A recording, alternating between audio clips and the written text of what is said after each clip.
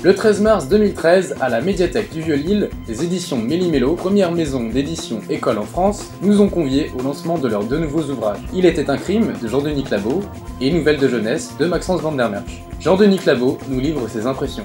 Je suis très satisfait d'avoir travaillé en partenariat, non pas avec des professionnels, mais avec des futurs professionnels, avec des étudiants. Pouvoir permettre à des jeunes qui sont en formation, qui ont un projet, de trouver les moyens et les outils d'aller plus loin dans ce projet, moi je trouve ça fondamental.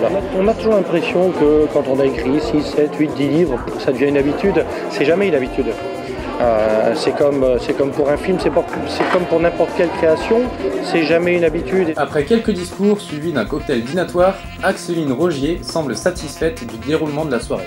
On est super fiers, on était super stressés parce que c'est quand même un gros boulot et il y a plein de professionnels et tout, donc on avait un peu la pression et finalement ça se passe super bien, on est super contente, il y a du monde et justement ça nous prouve qu'on n'a pas fait tout ça pour rien, donc c'est super cool.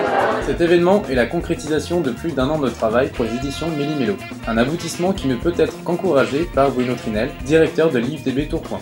C'est un moment très particulier effectivement dans mon agenda parce que finalement ça fait la 3e fois que ça se concrétise et c'est toujours un très très beau moment. Il y a quelque chose qui vraiment est la concrétisation du talent des étudiants et des profs et c'est extrêmement agréable.